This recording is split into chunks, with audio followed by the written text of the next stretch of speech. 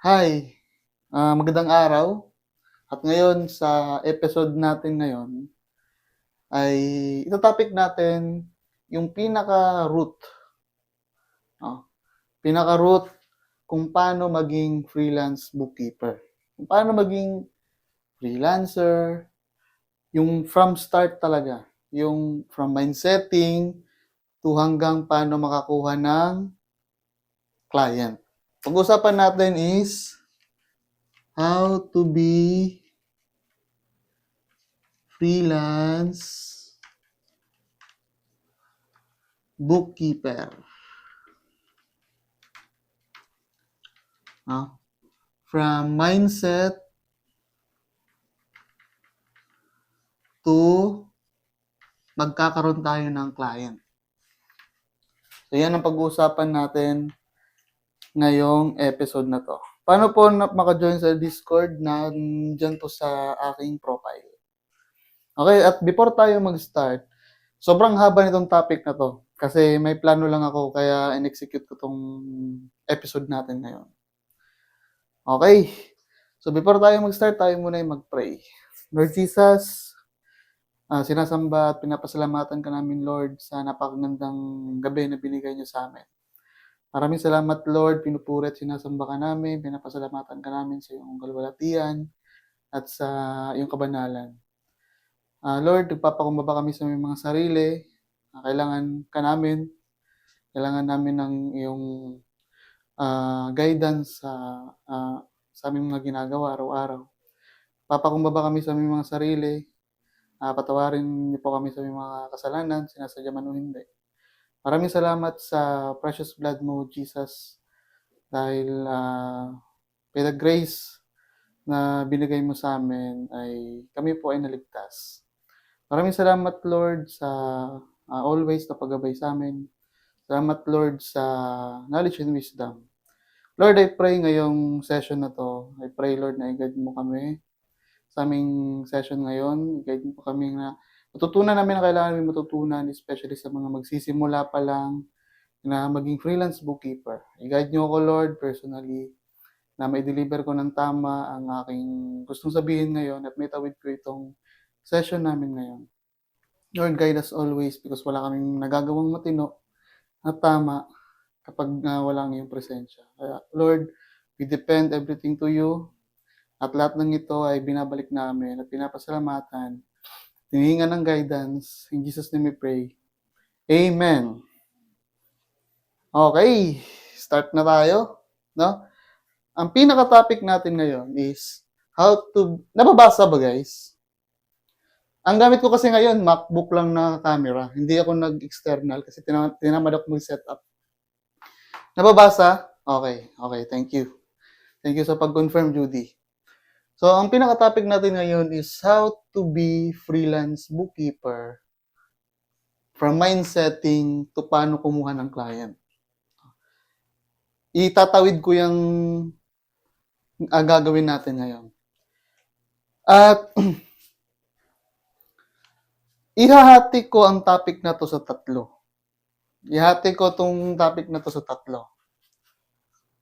Una, mindsetting. May pag-uusapan tayo ngayong about mindset.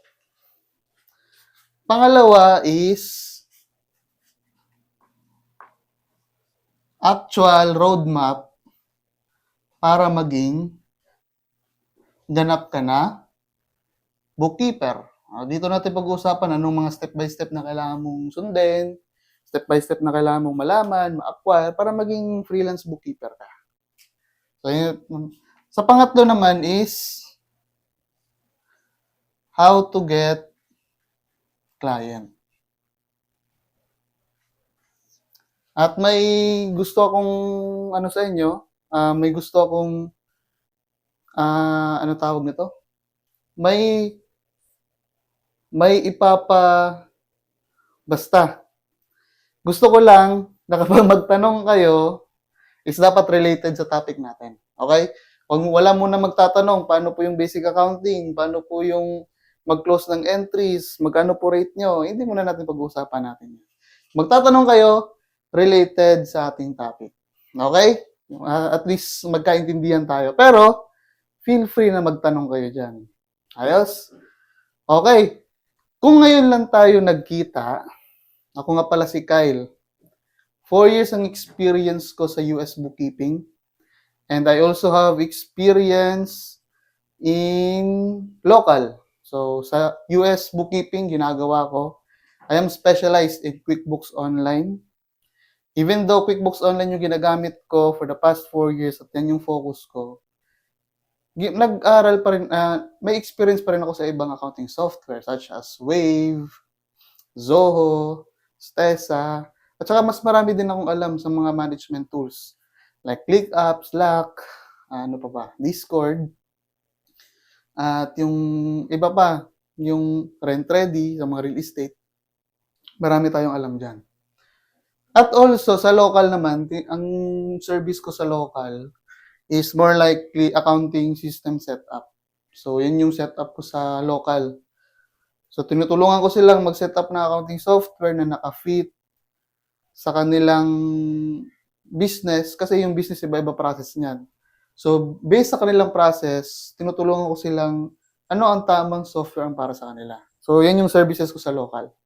Now, ang topic natin ngayon, no? How to be freelance bookkeeper. Comment naman kayo dyan kung kung gusto nyo ba maging freelance bookkeeper or freelance bookkeeper na ba kayo. Comment lang kayo dyan. Gawin natin tong interactive. Okay. Dahil ang topic natin ngayon is how to be freelance bookkeeper, pag-uusapan muna natin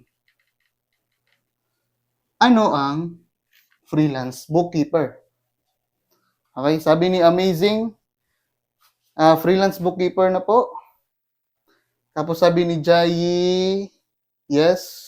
Sabi ni Judy, study pa lang po. At saka pag-aaral pa lang, sabi ni period. Ano ba ang freelance bookkeeper? So, dalawang word yan. Freelance at bookkeeper. Magkaibang word yan. So, ang freelance, from the root word free, you work on your own terms. So, hindi. You work flexible, no? May flexibility ka. So, anong setup niyan? Magbibigay ang client sa'yo ng problem, magbibigay siya ng struggle niya, at depende sa'yo kung paano mo siya gawin. Magbibigay lang ang si client ng starting point at saka deadline. At sa gitna na to, depende sa'yo, may flexibility kang anong gawin mo para ma-deliver mo yung kailangan niya. So, yan yung setup. Yan yung freelance. Kahit ano, hindi lang sa bookkeeper yan. Kapag may service kang naglilinis ka ng rep, nagsa-sideline ka, freelancer tawag sa'yo nun. Nagme-makeup ka ng kahit kanino, nagsa-sideline ka, nagra-racket ka. Freelancer rin tawag sa'yo nun. Ano pa ba? Kahit anong services na ginagawa mo na hindi ka nakatay sa isang oras, hindi ka nakatay sa hindi ka employed, no? Hindi ka required na maka-duty that time, hindi ka required. Kailangan mo lang may deadline at saka may starting point. Yan yung freelance. Okay, malinaw na 'yon, basic na 'yon. Bookkeeper. Ano ang bookkeeper? Good evening po, Ma'am Emmy. Ang bookkeeper, ito ang nurse ng mga accountant. Okay? At yung accountant, ang tinatrabaho ay accounting. Tinatrabaho ng bookkeeper ay bookkeeping. Okay? Anong pinagkaiba ng bookkeeping at accounting? Ang pinagkaiba ng bookkeeping at accounting, ang bookkeeping is more likely sa operations when it comes sa finance. So, dito ano yung day-to-day transaction, siya yung nagdo-document, at data entry, at arrangement ng reports. Okay, yan yung bookkeeping in a nutshell. Accounting, ito yung upper finance. Dito nakapaloob yung analyzation sa financial statements. Tapos, sila din yung nag-a-advise, no? Advice. Tapos, sila din yung final touch sa mga financial report. So, si bookkeeper magsasubmit ng report sa accountant at si accountant ang mag-a-approve sa trabaho ng bookkeeper. Para lang talaga siyang nurse and doctor relationship. So, si bookkeeper ang nurse at si accountant ang doktor. Basically, sila yung nagmamanage ng numbers ng business. Basta numbers, meron yan sila dalawa.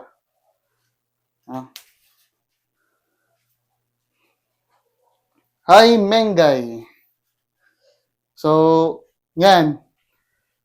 Basta numbers, may bookkeeper yan, may accountant, may finance, marami yan siya. Pero ito yung basic talagang hindi dapat mawala sa isang business.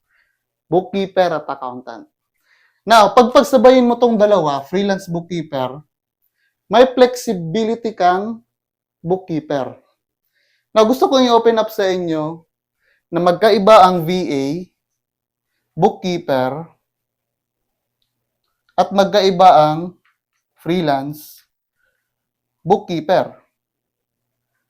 At pwede ka ring maging VA, freelance bookkeeper. Okay, i-explain ko sa inyo muna kung ano yung pinagkaiba ng tatlo. Himay-himayin natin kasi hanggang alas 12 tayo eh. Hindi ako nagmamadali. VA bookkeeper. You're working, ano ba yung VA? Virtual assistant. When we say virtual, it is online or link sa internet. And you're working remotely. Meaning, hindi physical. Tapos, yun lang. Hindi physical at you're working remotely. For example, nandito ka sa Mindanao at yung main office sa Manila, nandito ka sa Mindanao nagtatrabaho, pero yung mga trabaho mo is sa Manila, naka-report lahat. So, remotely yun. Parang ganun. So, ako, VA bookkeeper ako, I serve US businesses. So, hindi ko kailangan pumunta ng US para maging bookkeeper nila. So, I'm working as a virtual assistant. Bookkeeping yung service ko na pinoprovide sa kanila. Now, ano yung VA bookkeeper? Yung VA bookkeeper, it is like an employee virtual assistant. Ano meaning nun? Pag sinabing VA bookkeeper, kailangan mong empleyado ka talaga.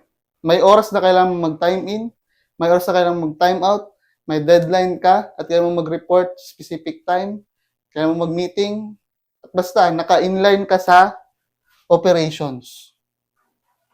So, dependent ka sa operations. Bakit? Lahat ng mga invoices, lahat ng mga kailangan bayaran, kailangan mo malaman kasi ikaw mismo magbabayad, minsan ikaw pa magtatawag. Pwede mo ma-deliver yung mga kailangan mong i-deliver sa client kapag hindi ka nagising sa anong oras nila, anong oras silang naka-operate. Employee ka talaga. Ang kailangan nyo lang isipin, employee ka talaga. Pero nga lang, you are working from home. You're working from anywhere. At ano naman yung freelance bookkeeper? So, ang sinabi ko kanina, yung freelance bookkeeper is, you are freelance, no? Free at flexible. Magbibigay sa'yo yung client. So, for example, magaganon yung client. Kailangan ko ng accounting system kasi hindi ko na naalalaman kung ano yung profit ko. Tapos, hindi ko na rin alam yung real-time inventory ng business ko. Hindi ko alam kung ninanakawan ba ako ng mga empleyado ko. And I need some system na makapag-solve sa problema na yon. Na kahit saan ako sa mundo, kaya kong ma-monitor yung business ko. Now, dyan papasok yung freelance bookkeeper. Kasi, yung bookkeeper ang nakakaalam sa day-to-day process ng negosyo. At kaya mo ma-deliver yung project na yon ng flexible ka. Hindi mo kailangan matay sa operations, no? Hindi mo kailangan masabay sa kanila sa operations. Ang kailangan mo lang, masimulan, ma-start, at matapos sa deadline. Regardless kung saan mo siya gawin, kailan mo siya gawin, basta matapos sa indicated na deadline, freelance ka nun. Basta hindi ka nakatay sa hindi ka mo kailangan mag-time in sa ganitong oras, time out sa ganitong oras. Freelance, basta flexible ka, freelance bookkeeper ka nun. Ano naman yung VA freelance bookkeeper? Yung yun na rin yun eh. Yung VA freelance bookkeeper is freelance ka, tapos VA ka, tapos bookkeeper ka. Ang gulo, no? Hindi magulo. Ano lang yan, parang freelance bookkeeper pa rin siya. Pwedeng employee ka, or pwedeng project-based ka. Parang pinagsabay mo lang yung service mo, tapos depende sa'yo kung employee ka or freelance ka. Ayos? So, ganon ang usapin natin ngayon. Yun yung pinaka-nutshell kung ano yung freelance or VA bookkeeper. Sino ang interesado ditong maging freelance or VA bookkeeper? Mag-comment kayo dyan.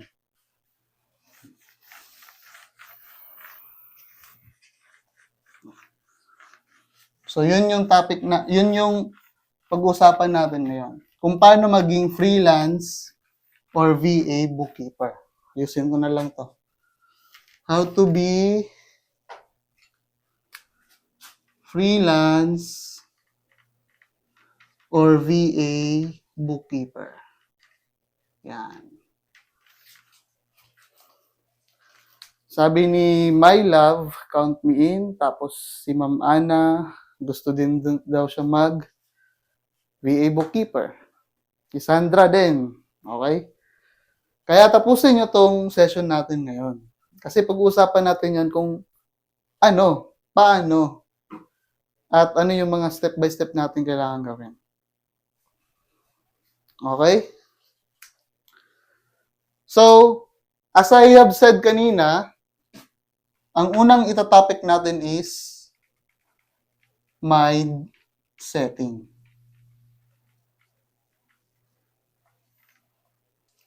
Mindset natin when it comes sa pagiging VA bookkeeper or freelance bookkeeper. Pagpapasok tayo sa industriya na to, ano ang pag-uutak na dapat nating i-equip? Mukhang excited ka sa topic na to. Mindsetting, no?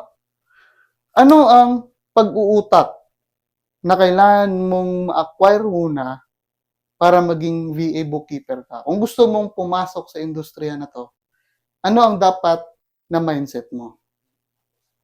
Usapan natin yan. May kikwento muna ko sa inyo. Kwento muna. Hindi tayo magmamadali, syempre. Marami tayong oras ngayon eh. Walang mga trabaho ngayon eh, gabi na eh. Kwento ko sa inyo. Before ako naging freelance bookkeeper, ay naging ano muna ako, banana chip cooker. Cooker. Banana chip cooker ako guys. So sa isang malaking factory ng banana chips, nagluluto ako nun. Sobrang laki ng ano ko, sobrang laki. Tapos, graduate na ako ng senior high school nun. So alam ko na yung accounting. Alam ko na rin yung nutshell ng bookkeeping. Tinanong ko sa sarili ko, paano kaya ako makatalon sa gusto kong career na accounting related? Dati ko ng pangarap yan nung senior high school ako kasi magaling ako sa accounting eh. Sabi ko, gusto ko na talaga ka-accounting yung tatahakin kong career sa tanang buhay ko. Yan na yun. Tapos, naging banana chip cooker ako after kong graduate ng senior high school. Tinanong ko sarili ko kung paano ko maitawid na maibalik ako sa gusto kong mangyari. Now, napunta sa point na habang nag-banana chip cooker ako, dumating na yung August. Ito yung new time, no? New month. 'Di ba dati June yung pasukan ng klase. Nang dahil sa pandemic, na-move sa August. Now, dahil August na, mahaba yung bakasyon. March kami nagtapos, March. Tapos August pa yung opening. So, nakapagtrabaho pa ako sa banana chip cooker. Sabi ko, nagpa-enroll ako ng BSA. Ayoko pa nga mag-enroll nun eh. Naalala ko pa, ayoko pang mag-enroll eh. Nag-enroll ako ng BSA. So, sa mga hindi nakakaalam, accountancy yan. Tapos, to make the long story short, nag-drop ako. Di ko kaya eh. Di ko kaya pagsabayin yung nagtatrabaho ako kasi nung nagpa-enroll ako, di ako umalis sa banana chip cooker. So, di ko kaya mapagsabay eh. So, nag-drop ako. Pinili ko magtrabaho ulit. Tapos, sarili kong desisyon yun. Madaming nag-object. Siyempre, nag-aaral ako, di ba? Tapos, pinagpalit ko sa trabaho. Maraming nag-object, siyempre. Bata pa ako nun. Sure ka na ba sa desisyon mo? Sobrang bata mo pa. Sinasayang mo yung taon. Lalo yung mga naririnig ko. Pero sarili kong desisyon yun. Tapos, nung mga around September ata, or November, nagka-interest ako sa work from home. Dahil sa pandemic, uso yung word na work from home eh. Kasi lahat nasa bahay. So, gusto ng mga tao na magtrabaho sa bahay kasi yun lang naman ang choice eh. So, doon ko na-discover yung work from home bookkeeping. So, nagsama-sama na yung remote bookkeeping, QuickBooks bookkeeping, basta lahat yan, nagmi-mix and match na yan. Doon ko na-figure out hanggang sa December 31, 2021, may QuickBooks online certificate na ako. Tapos, nag-resign ako. After ko mag-resign, February, first client ko. So, 2 months yung gap. After kong mag-QuickBooks online certification, before ko nagka-client. Nang wala akong degree at experience related sa accounting. Napansin nyo ba kung ano yung ginawa ko? Ano yung mindset ko? Number 1, sinong uhula? Sa anong punto ang sasabihin ko? Sabi ni period, determinado daw ako? Sino pa? Sino ang uhula sa anong gusto kong itawid na punto sa inyo? Determinado ako? Pwede? Sino pa? Ayaw nyo magsalita, ayaw nyo magsi-comment. Ano kayang mindset ang gusto kong itawid sa kwento na yon? Sabi ni Isa, risk taker, motivated. Sabi ni Shinshin, if there's a will, there's a way. Maganda yun ah. Sabi ni time value, malakas ang loob. Open-minded daw, sabi ni Rina, at sabi ni Myla Biscarte, sabi ni Puyat is eagerness. Sabi ni Miss Jan, gold digger.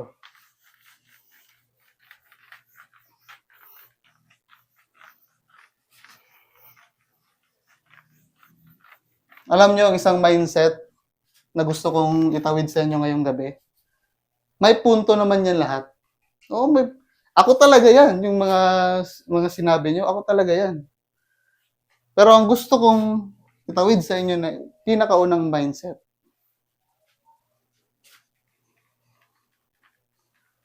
decide for yourself. Decide for yourself. Sink in yan.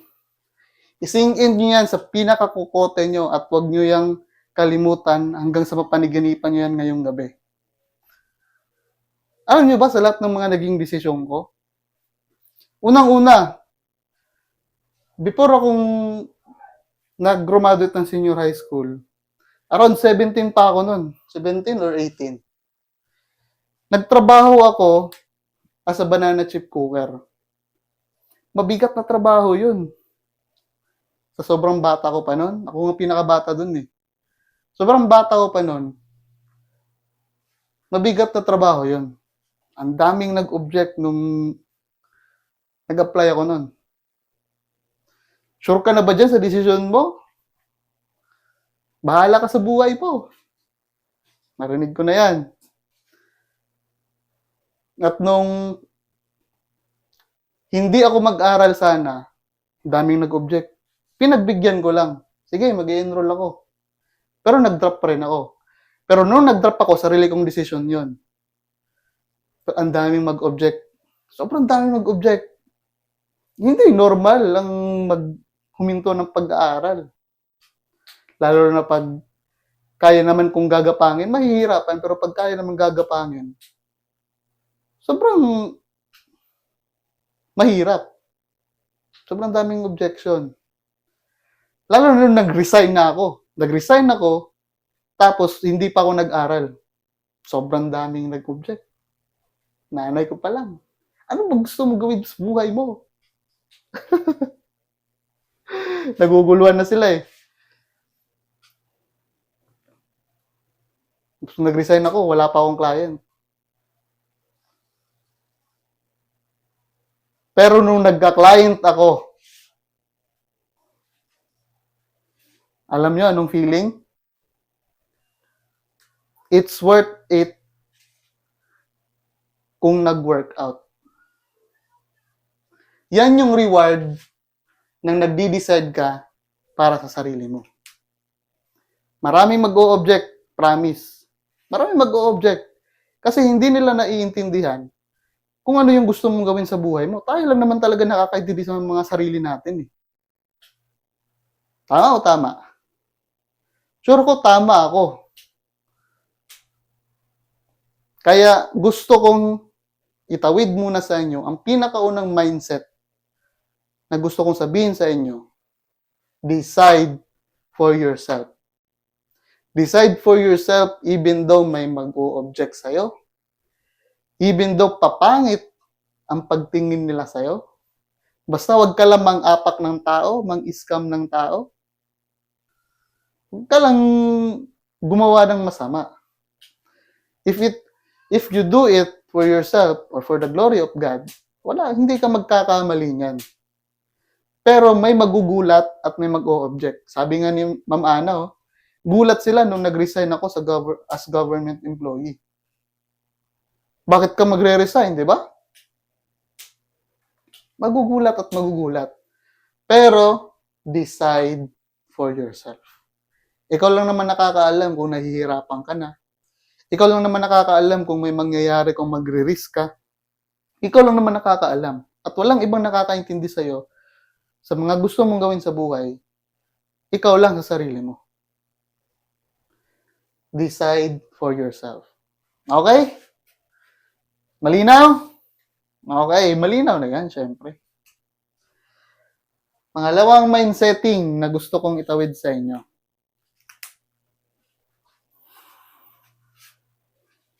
Pangalawang mindsetting is, ano muna tayo ngayon?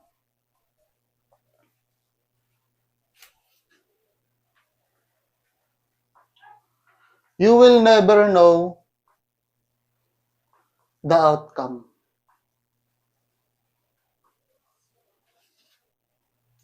Hindi mo malalaman yung outcome. Nakakatakot, di ba? Nakakatakot, syempre. Pero gusto kong itawid sa inyo, o gusto kong isabihin sa inyo ngayon, na hindi lang to sa freelance bookkeeping, o hindi lang to sa freelancing in general, o hindi lang to sa anong topic natin ngayon. But, it reflects sa buhay natin in general. Gumagana to sa lahat ng buhay natin, ang mindset na to. You will never know the outcome. Dinesign tayo ng Diyos na hindi natin alam yung future. Alam nyo ba yon? Dinesign tayo na hindi natin alam kung ano yung nasa unahan ng mga buhay natin. Pero yun ang kinaganda sa buhay natin. Dahil hindi natin alam kung ano yung outcome,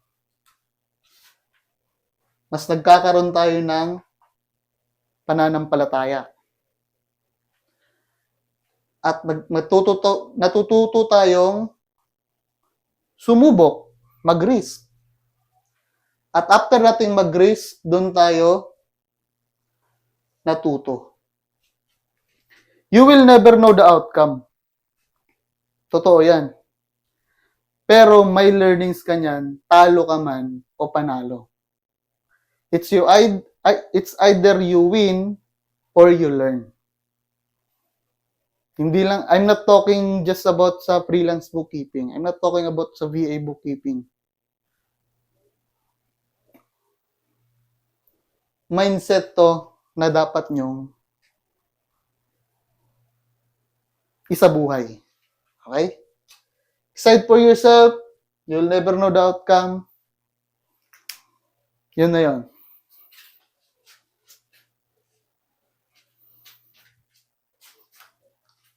Last point. No, last mindset na gusto kong itawid. Marami pa to. Actually, marami pa to. Pero mababasa nyo yan sa libro ko. Librong libre lang. Nasa profile ko pa rin yung instruction kung paano nyo babasa yung ebook ko. May dalawa na tayong libro. Do It Anyways at Freelance Bookkeeper Real Talk. So, pwede nyo yung basahin.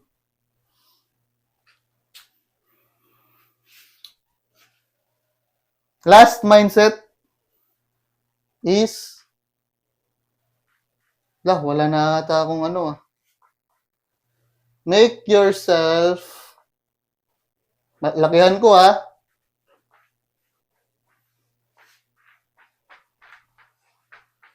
Make yourself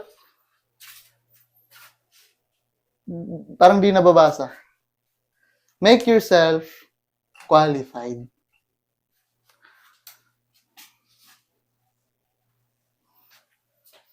Sa mundong to, walang ibang naniniwala sa'yo. Alam nyo ba, nung nakwento ko kanina, nagsimula akong freelance bookkeeping, na-onboard ko yung unang client ko, nang wala akong degree at wala akong experience. Banana chip cooker ako, yun yung pinakaunang corporate experience ko. Doon ko nakuha yung lahat ng government benefits ko. Kaya ang aga ko nagkaroon ng PhilHealth, SSS, Pag-ibig. Naga kong nakuha yan. Kaya ang dali ko lang nakakuha ng mga ID nung late 20s ko na. Late 20s, ng early 20s ko. Early 20s pa naman ako ngayon. Ang bilis ko nakakuha ng valid ID kasi yun yung pinakaunang corporate experience ko.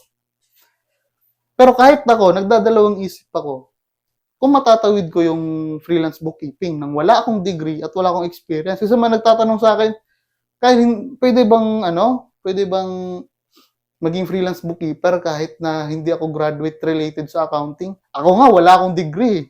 Sinasabi, ako nga, wala akong degree. Nagsimula ako, wala nga akong degree. Lalo ka na may degree ka. Hindi yan accounting, pero may degree ka. Natawid mo na yung 4 na taon, paano matuto, kung paano mag-aral, kayang-kaya mo yan. Kahit ako, nag-doubt ako sa sarili ko. Sinabi ko, di ba, December 31 ko nakuha yung certification. February pa ako nakakuha ng client. Ano sa tingin nyo yung nasa isip ko? Ano sa tingin nyo ang nasa isip ko sa January? Buong January. Apply ako ng apply, rejected ako lahat. Anong gusto nyong isipin ko? Na ang galing ko? Hindi. Nag-doubt ako sa sarili ko. Kasi palagi nilang sinasabi, nung sumbat nila sa akin, nung sinasabi nila sa akin pag nag-apply ako, kung hindi you're too young, wala akong degree. Kung wala akong degree, you are too young. Kung hindi sa you are too young or no degree, wala akong experience. Yun laging sinasabi sa akin. Kaya self-doubt ko nung January 2022, malala. Na sobrang lala, di ko na nga alam. Awa na lang yung Diyos, no? Awa na lang ng Diyos ang nag-hire sa akin. Wala akong ikakapanghambog, di ba? Wala akong dapat ika-proud sa journey ko. Si Lord lang yun. Isipin mo, bookkeeper, finance yan, guys. Accounting yan. Kahit na sinasabi mong bookkeeper lang yan, it takes knowledge and it takes wisdom para mapasok sa industriyang yan. Nakapasok pa rin ako despite sa wala akong degree at wala akong experience. Hindi ako yun. Diyos yun. At kung walang maniniwala sa'yo na kaya mo, make yourself qualified. Sa buong January, kahit na nag-doubt ako, nag-content ako. Sa buong January, kahit na nag-doubt ako sa sarili ko, nag-apply pa rin ako. Hanggang sa gumaling na lang ako sa interview. Hanggang sa nasanay na lang ako mag-Englishan. Hanggang nasanay na rin ako mag-apply. Hanggang nasanay na rin ako ma-reject.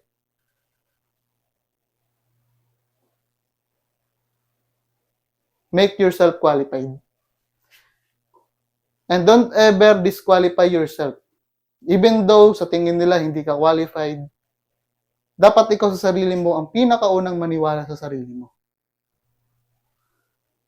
Kung hindi mo pagkakatiwalaan yung sarili mo, sino na magtitiwala niyan? Ayaw mo pagkatiwalaan yung sarili mo. Gusto mo ba pagkatiwalaan ka ng ibang tao? Kupal ka ba? Bakit mo pagkakatiwalaan yung isang tao na wala namang tiwala sa sarili? Di ba? Nagme-make sense ba? Bakit mo pagkakatiwalaan yung isang tao na walang tiwala sa kanyang sarili? Alam nyo ba kung bakit ako nagka-client kahit na wala akong degree at wala akong experience? Kasi I prove sa mundo. I prove to the world, no? Nag-content, balikan nyo yung mga vlogs ko, yung pinakauna talaga. Nagsi-content ako. Balikan nyo yung mga social media accounts ko. Sobrang ingay ko sa LinkedIn. Kasi sinabi ko sa sarili ko, sinabi ko sa mundo, ayaw nyo ko i-hire. Alam ko nga itong mga gantong bagay. Kaya ko nga gumawa ng ganito. Alam ko yung ginagawa ko. At hanggang sa naniwala naman sila na kaya ko. Kaya nagka-client ako. At hindi ko ma-achieve yun kung dinisqualify ko yung sarili ko. Kung hindi ko pinagkatiwalaan yung sarili ko. iparamdam mo sa mundo na deserving kang pumasok sa industriyang kahit hindi ka qualified, makakapasok ka. At hindi mo magagawa yan kung dinisqualify mo yung sarili mo. Ito yung core na mindset na gusto kong ibigay sa inyo. Simple lang yan. Pero sure ako, hindi nyo na ako makakalimutan dahil sa mga sinabi ko na. Kahit, baka nga mapanaginipan nyo ako ngayon.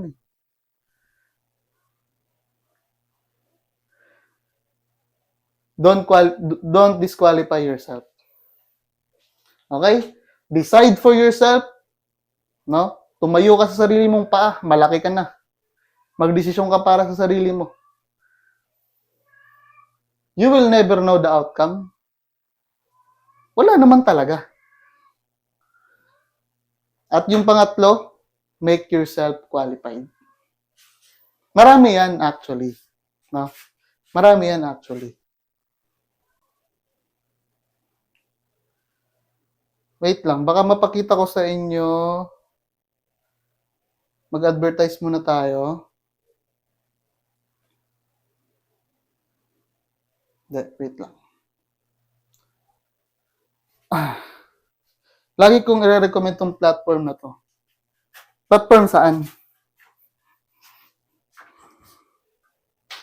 Guys, kung may Play Store kayo, hi, Abby. Diba, ito lang mindset na sinabi ko sa inyo. Kung may Play Store kayo or App Store, kung sa App Store naman, i-install nyo yung Google Books. Nakita nyo yung books dito? Play Store to guys, books. Itong books. Yan. I-search nyo yung full name ko, Kyle Nelson Omac. Lalabas dyan yung dalawa kong libro. Do It Anyways at Freelance Bookkeeper Real Talk. Libre yan. Libre yan. Mag-leave na rin kayo ng review.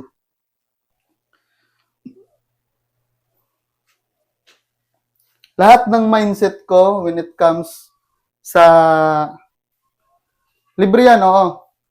Mindset ko when it comes sa buhay, sa freelancing, doon ko nilatag. Yung story din, doon ko din nilatag.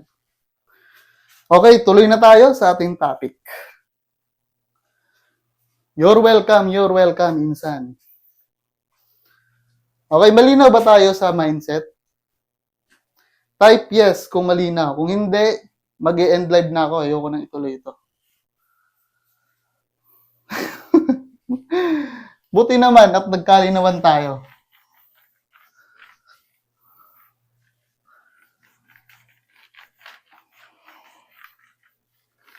Download nyo yung ebook natin. Hindi AI yun. Ebook yun na nararamdaman yung sinulat ko talaga. Okay. Okay, pangalawa nating topic. Pangalawang topic natin, kung paano maging freelance or VA bookkeeper. Tapos na tayo sa mindset. Pangalawa nating topic ngayon is yung pinaka-actual na. Yung how to. Yung roadmap kung paano maging freelance bookkeeper. Wala na akong whiteboard, guys. Whiteboard na kawawa naman ako. Roadmap. Kung nagbabala ka maging freelance bookkeeper, nagbabala ka na maging VA bookkeeper, kung galing kang corporate tapos tatalon ka sa VA accounting, virtual accounting, ito yung roadmap na para sa'yo. May mga steps na pwede mo laktawin kapag alam mo na yung accounting. May mga steps na pwede magkarambol, pero ito yung roadmap na para sa akin gagana ngayong 2026. 2026. So, roadmap natin kung how to be freelance bookkeeper or VA bookkeeper ngayong 2026. Handa na ba kayo? Handa na! Ako yung nagtanong, ako yung sagot. Una,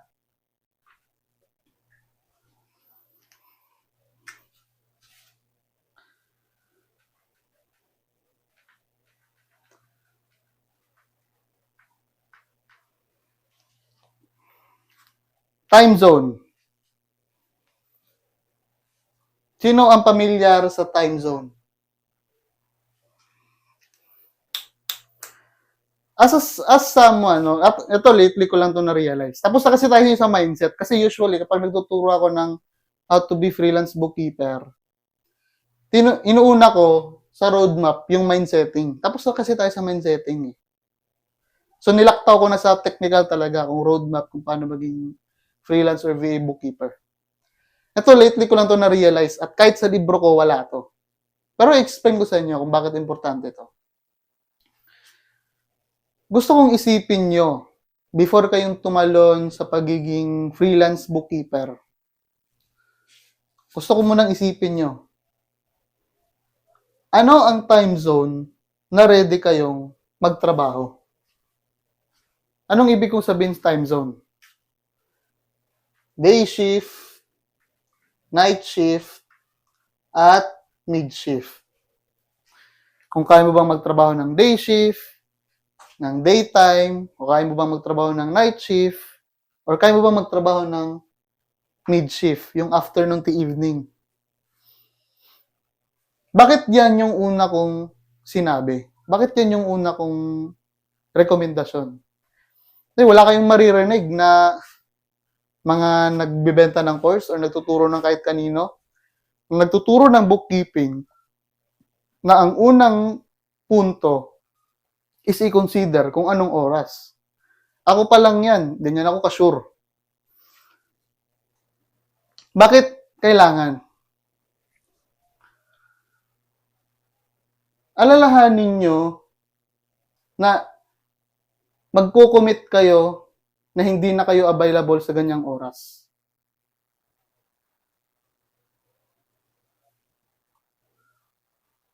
Kapag maging VA bookkeeper kayo, full-time man or part-time, or flexible, sa time zone nakasalalay kung kanino, anong client, no, tama si prima donna, dito nakasalalay kung sinong client ang pagsisilbihan mo. Kasi pag day shift, Australian yan. Now, let's talk about the first world countries. Day shift, Australian yan. Pag night shift, US or CAD, Canada. Mid shift, UK. Sa time zone nakasalalay, kung sino ba yung pagsisilbihan mo. Sinabi nila, choose your market. Hindi. Kasi malaki ang scope ng bookkeeper. Though, pwede kang magka-niche, pwede kang mag-focus. Pero kasi, yung bookkeeper, lahat ng negosyo applicable yan. Isipin mo yan. Kung ready ka bang mag-work night shift, day shift, or mid shift. At sa time zone din nakasalalay, what software to focus.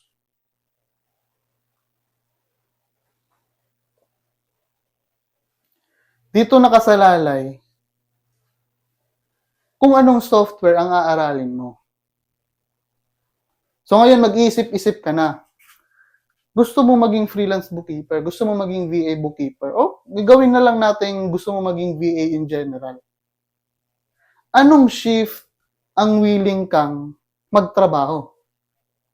Yung hindi talaga yung banding mo sa family mo, yung hindi maapakan yung mga priorities mo, hindi maapakan yung mga ginagawa mo sa buhay mo. Isipin mo muna yan.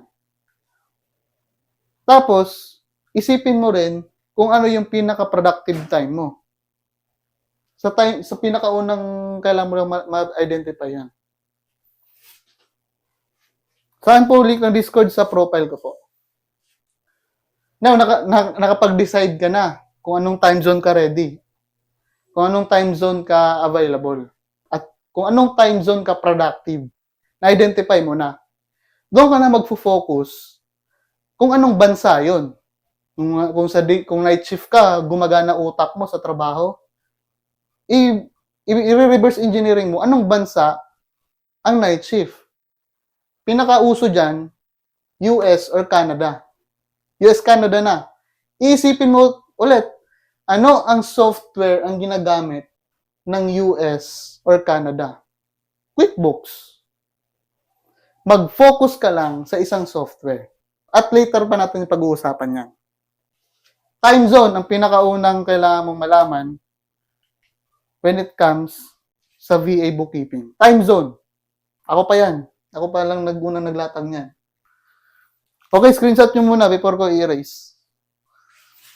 1, 2, 3, 4, 5. Time zone. Pangalawa,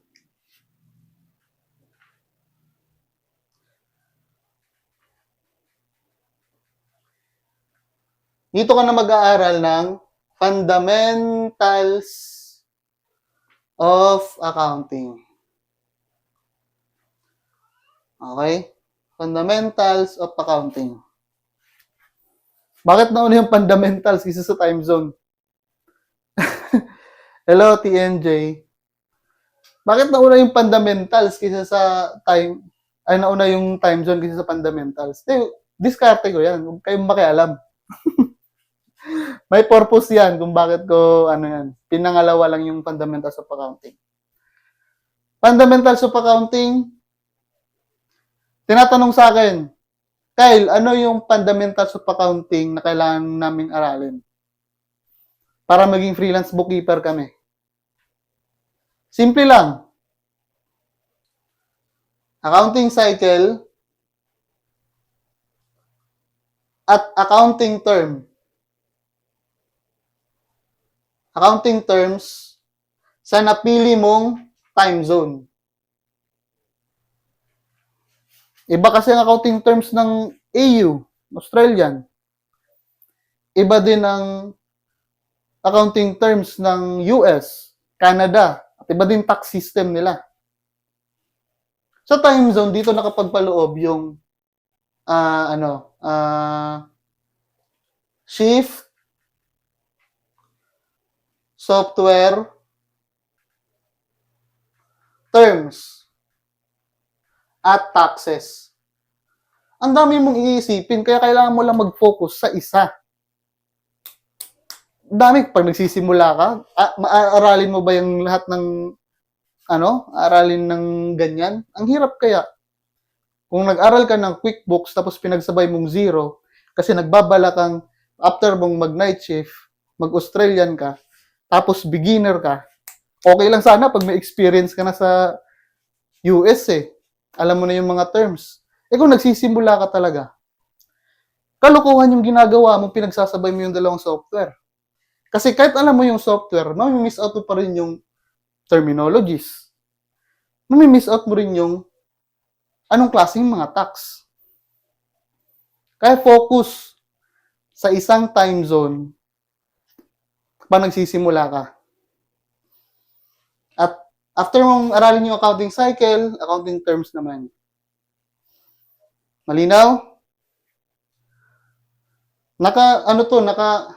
Naka-link to lang sa time zone. Dito rin yung focus. No? Lagay na natin para di nyo makalimutan.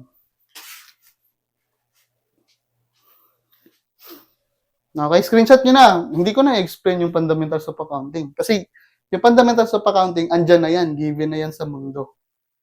Screenshot nyo yung itong subtopic kasi i-erase ko to.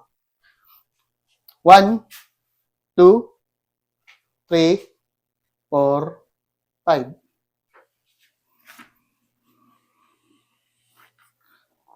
Okay. Tapos na tayo sa fundamentals of accounting at accounting terms. Ano ang next?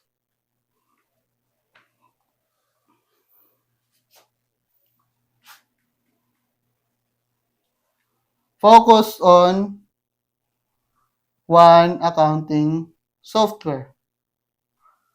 Nasabi ko na to sa time zone, di ba? Kasi lahat ng mga steps na sasabihin ko, nakalink yan sa anong time zone. Kasi kailangan talaga ng focus, maniwala kayo sa akin. Babagal ka. Babagal ka kapag babagal ka kapag wala kang focus. Naririnig pa ba ako?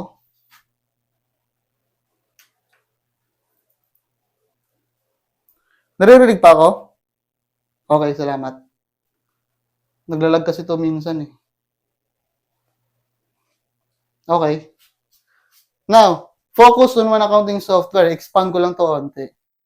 Bakit kailangan mag-focus sa isang accounting software? Kasi meron akong mga kalokohang nare-receive dito. Nagpapaturo.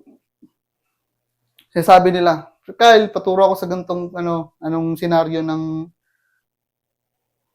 transaction. Paano gawin sa QuickBooks? Paano gawin sa Xero? Bakit hindi mo alam yan? Yun yung una ko tanong, bakit hindi mo alam yan? Di ba sabi ko sa inyo palagi, mag-focus sa isang software.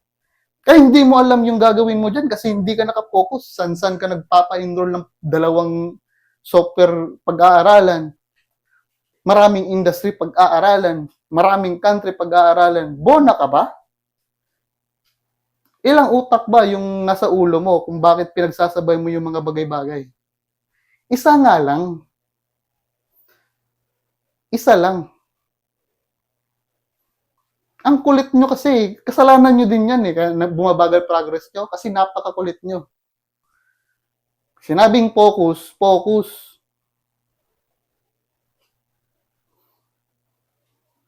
Isa lang nga ni, ako 4 years. Gusto nyo bang isampal ko tong 4 na daliri ko sa mukha nyo? 4 years. QuickBooks online lang. QuickBooks online lang. QuickBooks online lang focus ko. Pero napakagaling ko sa lahat ng accounting software. Isumpa ko yan dito sa whiteboard ko. Bakit? Kasi naintindihan ko paano gumana ang accounting software sa kaka-focus ko sa isang software. Hindi mo kailangan malaman lahat para malaman lahat. Kailangan mo lang maintindihan yung isa, naintindihan mo na yan lahat. Promise. May project ako, ibang accounting software, hindi QuickBooks. Pero ang ganda ng books niya. Kasi naintindihan ko paano gumagana yung accounting software. At hindi mo maintindihan yon. Hindi mo nga hindi mo nga maintindihan yon kapag patalon-talon ka. Sinasabi ko sa inyo. Kaya mag-focus sa isa. Huwag niyo na akong galitin ngayon. Huwag niyo na akong galitin ngayon.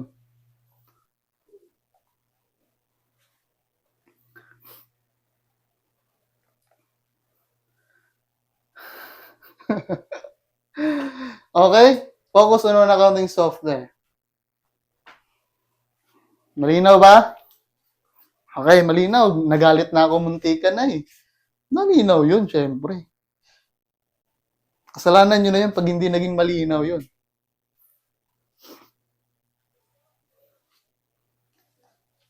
Focus ka na daw. Okay. May pang-apat pa ba? Hindi, ito na yun. Hindi, ito na yun. Tatlo lang. Ito yung skills na kailangan nyo primarily. Bonus na lang. Magdadagdag tayo ng bonus. Magdadagdag tayo ng bonus. Pang-apat, bonus item. Bonus to ha. Sinabing bonus, optional.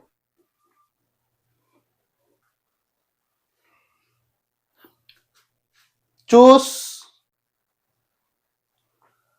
a department.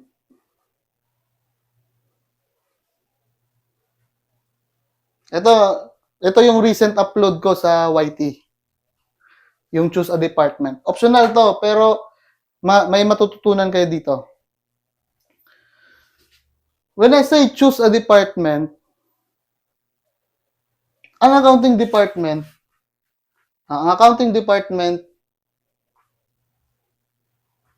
is a huge department. Huge yan. Malaki yan.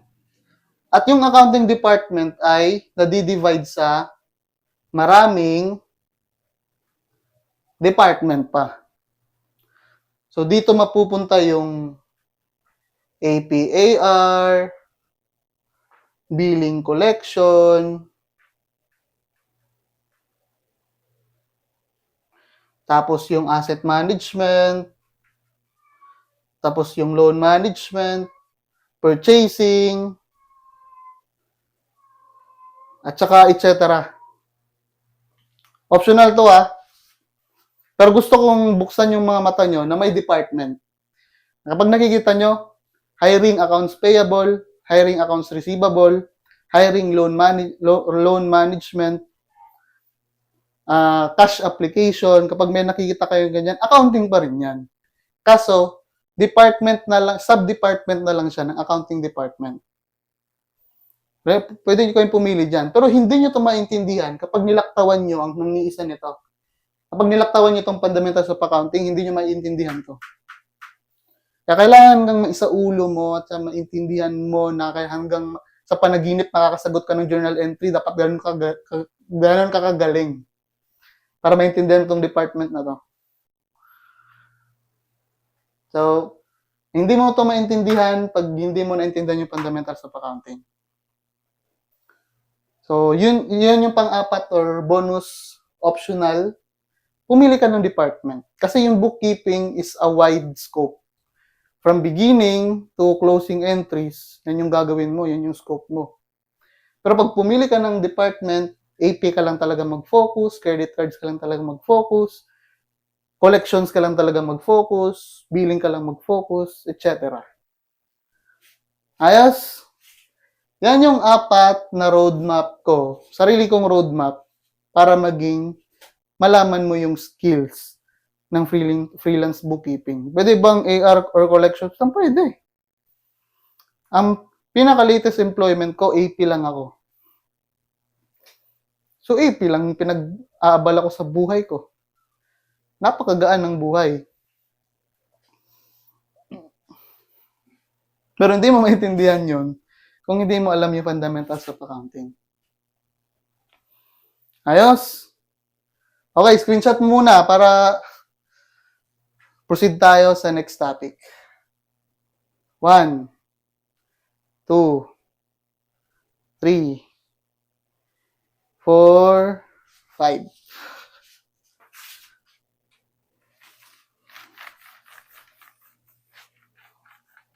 Okay.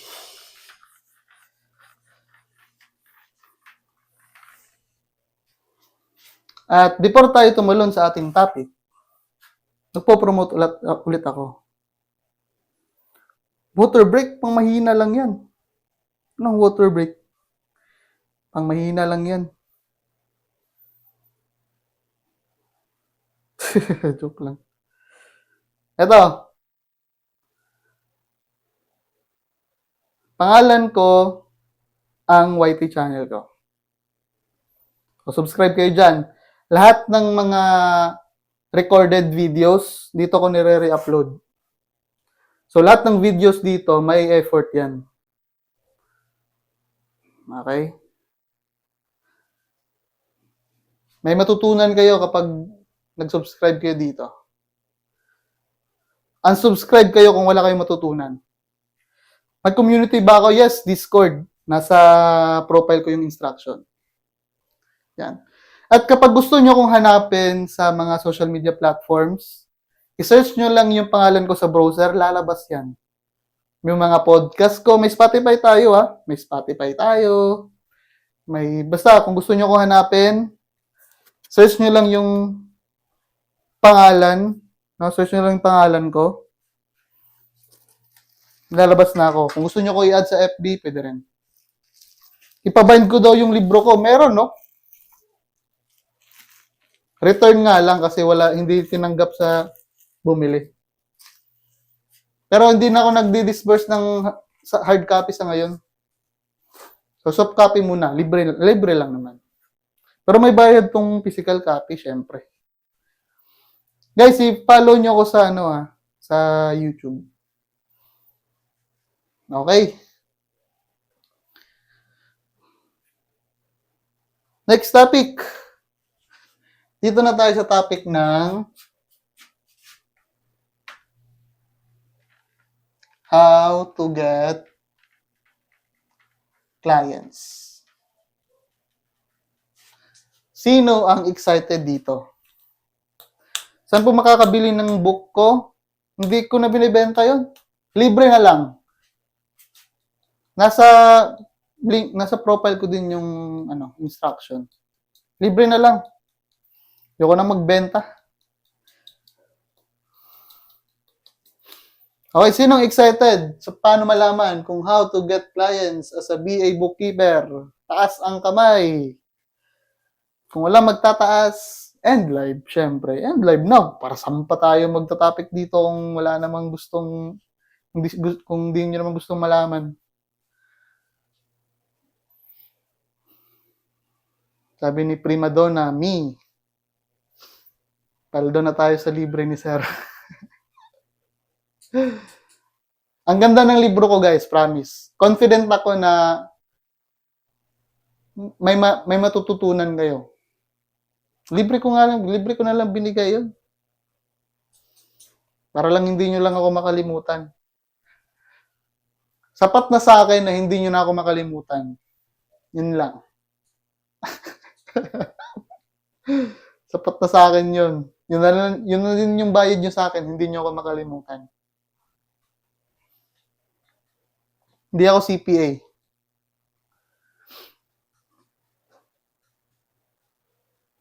Okay? Gusto nyo daw nilang malaman kung paano magka-client.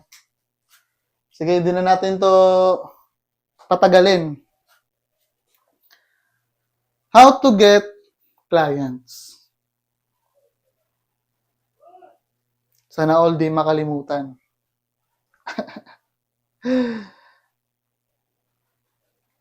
Need ba ng bookkeeping certifications? Hindi ko alam kasi nung unang client ko, hindi naman ako hinanapan eh. Baka ngayon po, hahanapan na. Okay, unang-una, how to get clients. Kailangan muna natin ma-identify anong klaseng client ang gusto nyo ma-hire kayo. Mahabang topic pala to. Parang nagsisisi na ako na gusto kong i-open up to. Una, no? Before tayo sa actual na kung paano magkaroon ng client. Tawa sila eh. Paano makakuha ng client? Identify muna natin kung anong types of clients ang pwedeng mag-hire sa atin. I-boil down ko sa tatlo. Marami to pero tatlo ibibigay ko ngayon. Una, agencies,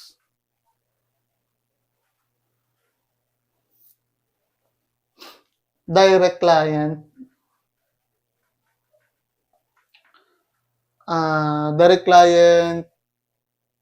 foreign, at direct client, local. Okay? Tatlo yan.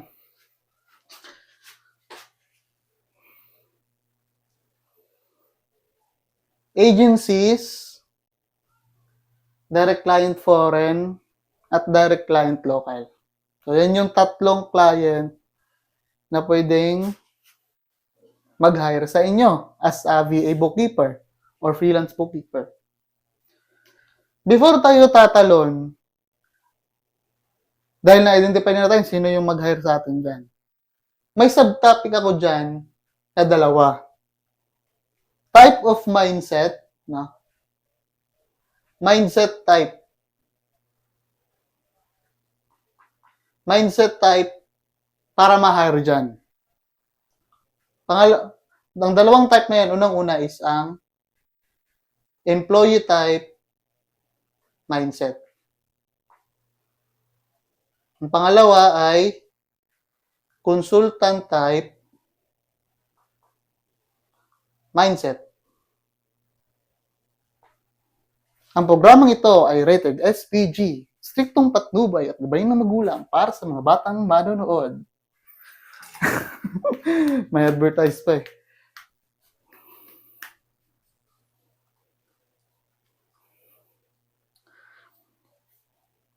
Ano ang employee type mindset?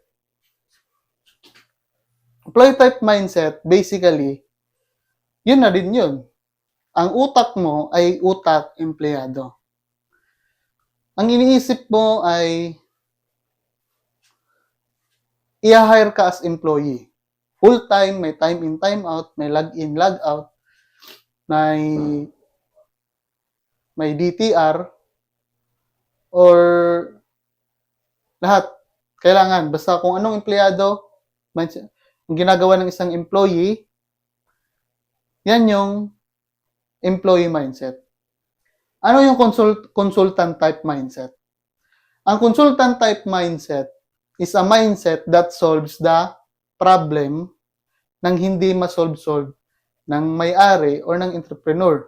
For example, yung example ko kanina, na naghahanap ng someone na marunong mag-set up ng accounting system para mas madaling i-monitor yung business ng isang entrepreneur.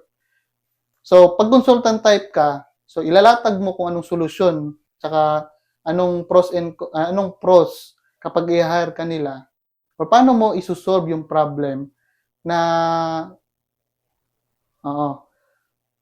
paano mo isosolve yung problem na gusto nilang mangyaring outcome. Ganun. Employee type, employee setup, consultant type, naghahanap ng magsosolve ng problema. Bakit ko siya sinabi? Bakit ko siya nilatag? Kasi sa tatlo na to, kailangan mong magsuot ng different hats. Kailangan mong magsuot ng different hats. What do I mean with wearing different hats?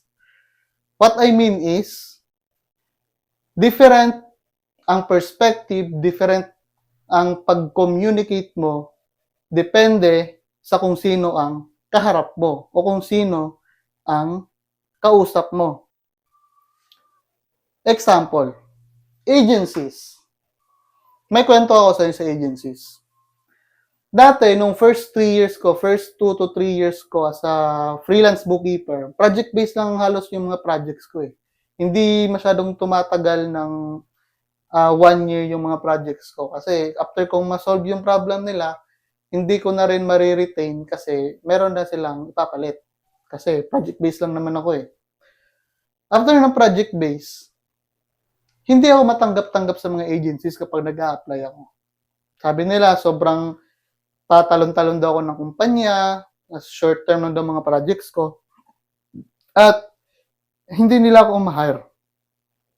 Yun yung mga feedback ng mga agencies sa akin. Pero after ng 2 to 3 years, nag-corporate kasi ako sa Davao. So, nag-accounts payable ako doon.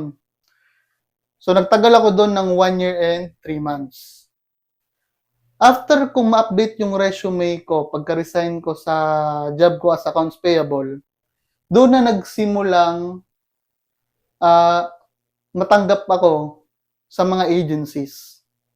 At doon ko na-realize na ang hinahanap pala ng mga agencies are not freelancers, are not temporary project-based na mga type of human resource. Ang hinahanap pala nila ay isang VA na employee type mindset. Doon na ako nagtaka eh. Bakit na-hire na ako ngayon sa mga agencies kapag nag-apply ako? Hindi naman ako ganito. Hindi naman ako tumatagos sa mga final interview. Doon ko napagtanto na okay. Kaya pala. Kasi ang hanap ng mga agencies ay yung employee mindset talaga. Napansin nyo kapag mag-apply kayo ng mga agencies, are you willing to work on weekends, willing to work overtime? Are you amenable to work on holidays? Di ba mga ganyan yung mga tanungan? Hindi naman tinatanong yan kapag consultant type ka. Regardless, basta ma-deliver mo lang yung project, yun na din yun. Pero sa mga agencies, tinatanong yan. Bakit? Because they are looking for someone na kahit na independent contractor ka by paper, you will be working as parang employee pa rin. Hi Iris, kamusta? So yun. Doon ko napagtanto na dapat pala iba-iba ang treatment ng direct client, ng employee type, ng iba-iba ang treatment per type of client. Now, pag agencies, kailangan employee type mindset. Pag direct client or foreign, ay direct client foreign, depende. Kasi may direct client na foreign na hinahanap employee. At meron din na direct client na foreign na consultant type kasi project-based lang. Anong palatandaan kung employee type or consultant type ang hinahanap ng isang business? Unang-una, pag agencies, no questions asked. Employee type mindset ka talaga dyan. Ibang salitaan mo dyan kapag nag-interview ka na. You're willing to work overtime, no? You're willing to work on weekdays. I am detail-oriented. Mga ganun yung salitaan mo dyan. Tapos, sa direct client foreign, ikaw mismo ang alam ko kasi profile mo ganyan eh. Direct client foreign na employee type ang hinahanap kapag malaking kumpanya na, kapag corporate na. Kapag sinabi nilang may SOP na sila at saka may process ng sinusunod, employee type ang hinahanap niyan. Pero pag sinabi sa iyo, naglatag sa iyo ng problema, may problem kasi ako ngayon na ganito, kailangan namin ng automation sa AP namin, matulungan nyo ba kaming ma-assist or maalalayan yung IT namin, parang gano'n. So, consultant type hinahanap niyan. Paano ko magsalita pag consultant type? So, iba din ang communication mo dapat kapag consultant type. Kasi sa consultant type, kailangan you are the expert. Bawal ka mag-expert kapag agencies ang karap mo. Hambog ang itatag ka sa tracker ron, hambog pala to eh. Masyadong mataas ang paningin sa sarili. Pero kapag dapat employee type ka, dapat humble ka, tapos you will do everything for the company, parang ganon. Pero pag consultant type ka, yung kaharap mo, ang hinahanap nila is consultant, dapat you're the expert. Dapat you know what you're saying, you know what you are doing, and you are expert, and that's really your niche para ma-solve yung problema nila. So, yan yung pinagkaiba ng consultant type tsaka employee type. Malinaw ba? Type yes kung malinaw. Kung napag-iba ko ba yung difference, napag-iba ang difference. Nung na-distinguish ko ba ng tama kung ano ang employee type at consultant type. Okay? At least na ko. First time nyo lang ba ito marinig? Feel ko first time nyo lang ito marinig. Sa akin, ako lang nito eh. Ako lang may term ng ganito. 'Di ba? Oo. Kasi sa iba, hindi masyadong ino-open up to. Kasi always nilang sinasabi, kapag freelancer ka, you should be the expert and you should be the business. Hindi siya applicable sa bookkeeping eh. Kasi yung bookkeeping, may employment type talaga siya na mindset dapat. Hindi palaging consultant. Sinasabi nila, pag mag-DC, dapat you're the expert. Hindi. Hindi ganyan, hindi siya applicable always. Kaya you have to shift mindset. It depends kung sino ang kaharap mo. Ang dami kong nasayang na interview dahil hindi ko lang to alam dati. Pero ngayon, alam nyo na. Maswerte kayo dahil alam nyo na. Ayos? So, talon na tayo. Is bookkeeping is ako magtasidaan? Hindi po. Bookkeeping is recording transactions sa operations. So, magre-record ka ng sales, expenses, more numbers kapag bookkeeping.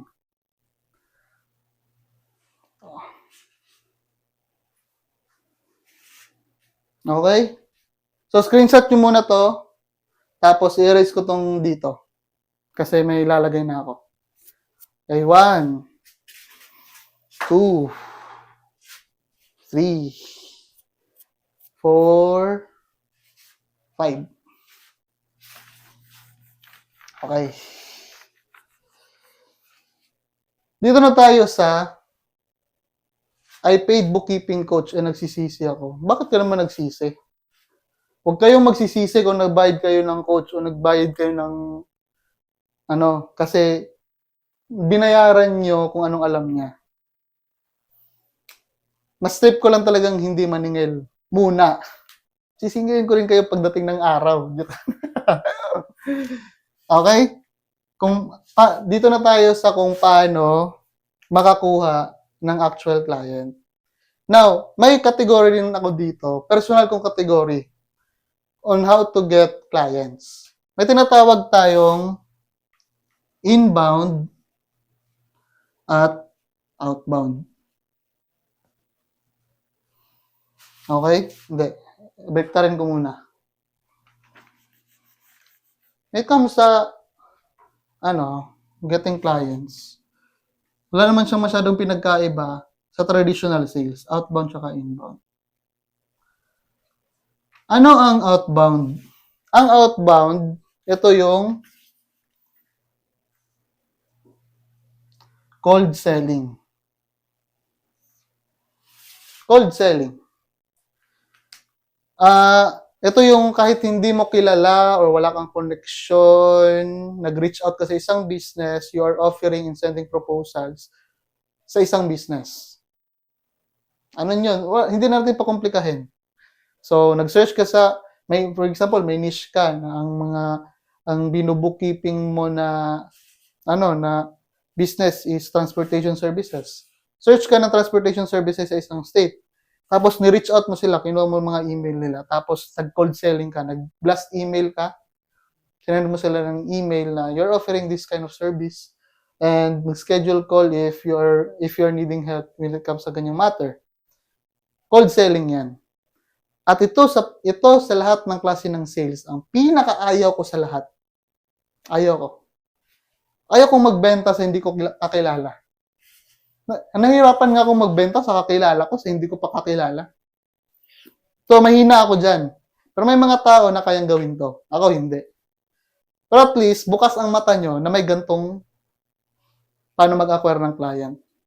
So, maraming way yan. Cold selling, cold calling, cold email. Sabi ni MJ, maganda yung cold kasi no hard feelings. Depende talaga sa tao yan. Sabi ni Just SM, recorded ba ang session na to? Depende. Kung mag-subscribe ka sa aking YouTube channel, malalaman mo ang sagot sa katanungan na yan. Inbound. Ano naman yung inbound? Ang inbound, may ako dito. May sariling understanding ako dito na gusto kong i-share sa inyo. Sa inbound naman, may tinatawag tayong ganito ang process niyan. May dalawang sections ang source ng inbound. It's either from the marketing or from referrals. So, iba ang call to action ng dalawa na yan. Ano yung marketing? Hi, Eb. Good evening. Sa inbound, may dalawang pwedeng source niyan ng client. From marketing or referrals. Marketing muna tayo. Ano yung logic when it comes sa marketing na client na makukuha mo? Example, nagma-marketing ka, nag-a-ads ka, or traditional marketing na may partner ka sa US, tapos siya yung nagsisend ng flyers sa businesses, nag-offer ng virtual services, virtual accounting, virtual bookkeeping. Dito papasok yan as lead. Tapos dito na mafi-filter sa funnel. Tapos dito, parang CRM ata to eh. Tapos sa funnel mo papasok hanggang sa maging warm leads yan siya, hanggang sa maging actual customer, actual client. So, ganyan. Ano bang mga marketing campaign na pwedeng gawin ng isang business o ikaw as someone, personal? Individual ka, di ba? Freelancer ka. Content creation. So, you're doing content. Hi, my name is Kyle Nelson Omakin. I have total of 4 years of experience in freelance bookkeeping. If you are struggling in managing your books because you are a solopreneur, reach me out and I can help you in everything. Marketing yon, content creation, it could be marketing campaign ng email, publishing content through text and image, in any way marketing that you are advertising or making noise about your service. That's marketing. And that's one way para ma-increase yung visibility mo, at the same time, increase the rate na magkaroon ka ng client. Marketing yan. May make sense ba? Make sense yan, syempre. Kapag ako mag-discuss, sure ako, kapag na-explain ko ng tama, sure ako naintindihan niya yan. Okay? So, yan. Yan yung sa marketing. Now, dito tayo sa next, referrals. So, pwede ka pa rin magkaroon ng inbound sales pag referrals. So, this is from friends or network or connections.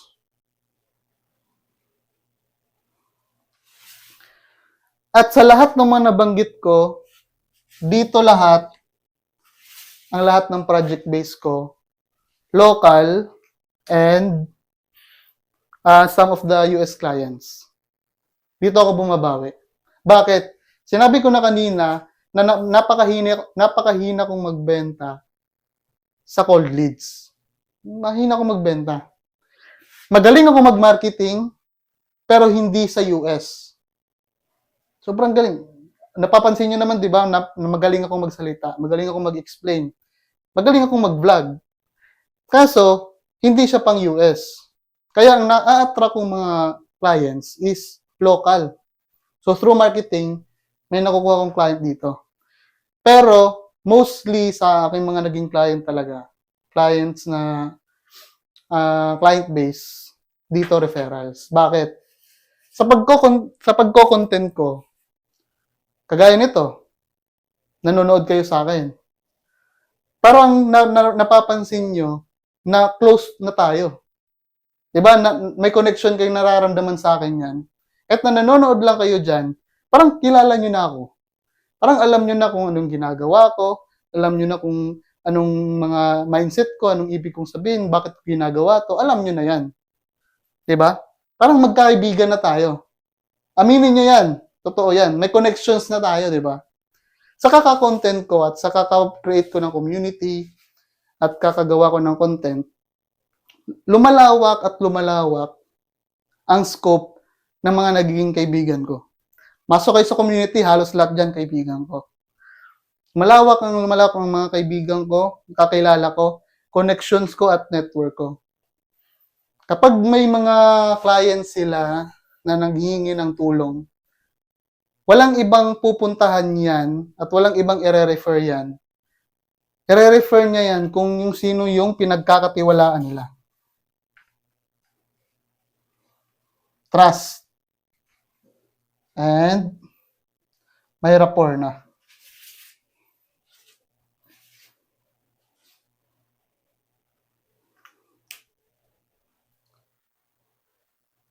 Doon ako bumabawi. Kaka-content ko, nakikilala nyo ako. At dahil nakikilala nyo ako, pinagkakatiwalaan nyo na ako. At dahil pinagkakatiwalaan ako ng mga audience at mga tao na sa paligid ko, wala silang ibang nire-referan, kundi yung taong pinagkakatiwalaan nila. Because sales is about trust. At walang pinagkaiba din yan sa pag-on-board o pagkukuha ng clients. Tama, credibility. How to get clients? Siyempre, you have to have the mindset. At kailangan mo maintindihan yung outbound at inbound. Agencies, alam nyo na yan, saan hanapin. Direct client, foreign, dito na yan scope sa explanation ko. So, depende sa inyo kung anong gumana sa inyo. Outbound ba? Magko-cold sell ba kayo? Magma-marketing kayo? Pwede mag-vlog or pwede mag-content creation? Or babawi kayo sa referrals or mga networks or connections nyo. And ganyan kumuha ng clients. Bakit hindi ko sinabi yung Upwork? Bakit hindi ko sinabi yung mga Upwork, Fiverr, OLJ? Hindi ko sinabi yan. Kasi lahat yan walang gumana sa akin. OLJ lang, nagka-client ako isang beses. Pero ang gumana sa akin, marketing at referrals. At mas gusto ko din yun. Kasi mas gusto kong maging kliyente yung nagtitiwala na sa akin at kilala na kung anong ginagawa ko. Kaysa sa someone na pinagsisilbihan ko na wala talagang idea kung anong capacity ko sa aking career. At depende naman yan sa preference mo, working preference mo as someone na VA bookkeeper. At yan po ang topic natin ngayong gabi. Palakpakan naman! Siyempre, may natutunan kayo, sure ako. Palakpakan naman, guys. Walang nagpalakpakan na. Parang ayaw nyo maniwala sa mga pinagsasabi ko, ah.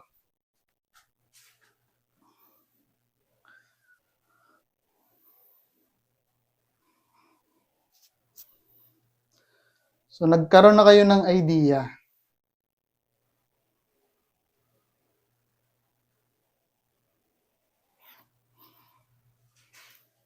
May natutunan ba kayo? Sabi ni Ma'am Shinday, need po ba ng own account sa QBO? Depende. Pwedeng ikaw mag-set up, pwedeng i-add ka na lang nila sa kanilang, add ka na lang sa existing nilang account. Ayos, may natutunan ba? Marami daw?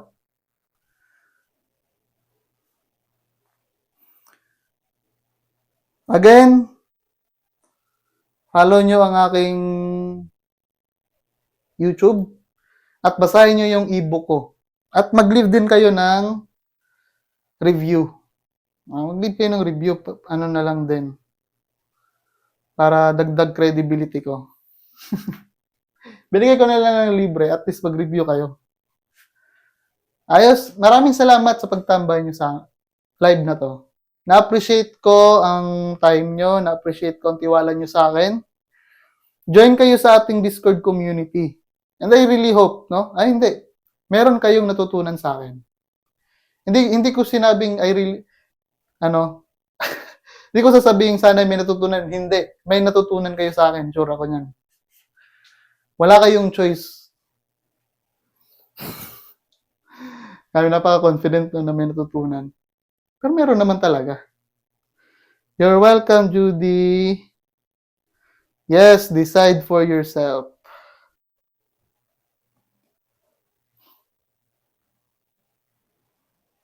Okay. Kailangan ko ng umupo.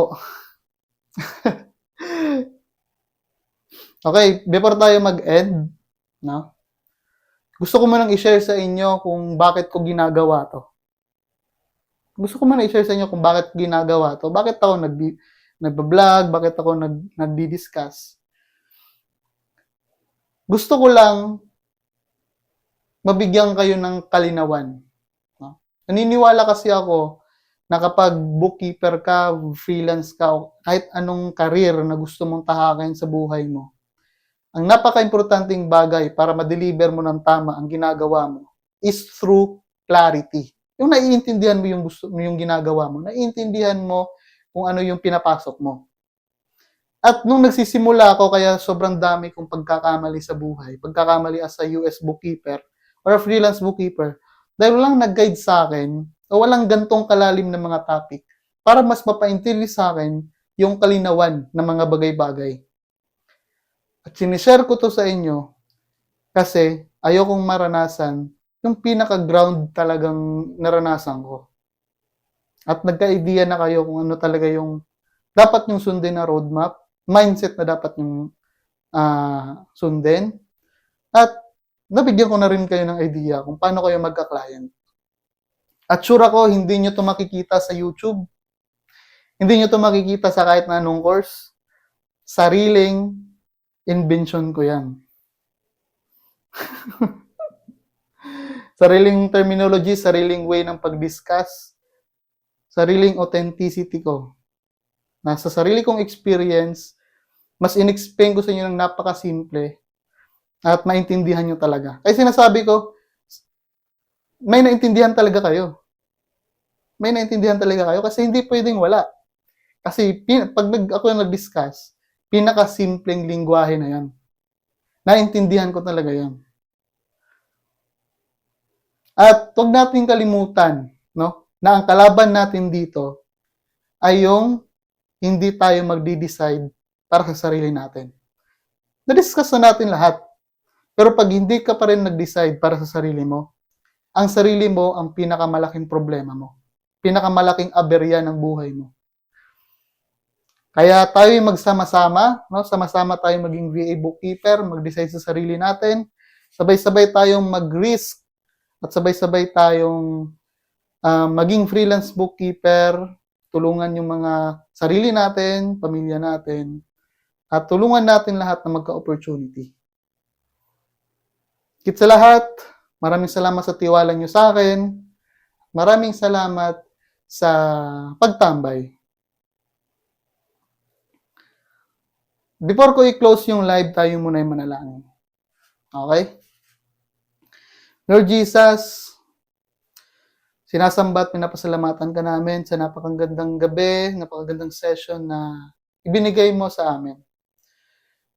Maraming salamat, Lord, sa success na natapos namin ng episode ngayon, na marami kaming natutunan about sa mindset, about sa paano maging VA bookkeeper, at hanggang sa paano kami makakuha ng client at sa mga different mindsets, paano ma-ace yung mga interviews.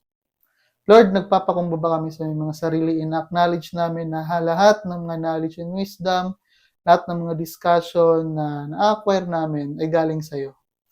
Maraming salamat, Lord, na kahit na kami nagkukulang minsan sa pananampalataya, sa faith, sa hope, Lord, ibinibigyan nyo pa rin kami ng assurance na palaging andyan ka, palaging andyan yung presensya mo, at palaging ginagabayan nyo kami na kahit hindi namin deserve, na kahit na hindi namin deserve yung pagpapala, deserve yung mga blessings, deserve yung kapatawaran, pero papasalamat kami na despite sa aming kakulangan as tao ay niligtas nyo pa rin kami at ginagabayan nyo pa rin kami sa palagi.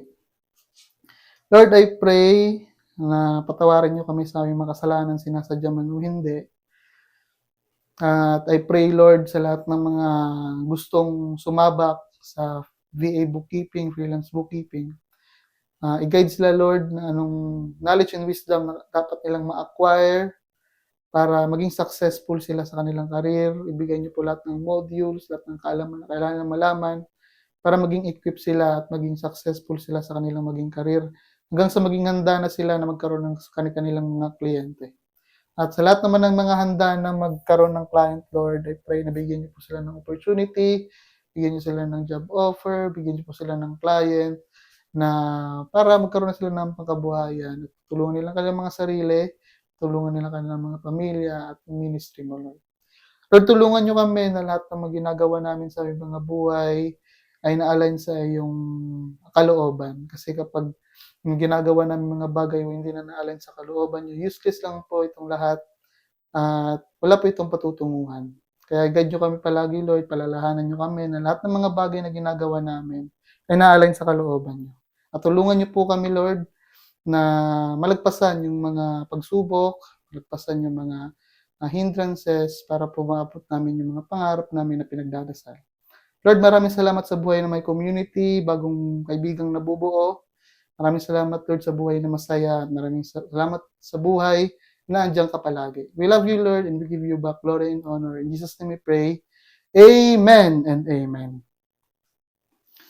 Maraming salamat sa inyo. Shoutout kay Well Cañete, kay Period na Pusa, kay My Love, kay Ana, kay Abby, kay Ticket, kay Justin, kay Kurt, kay Judy.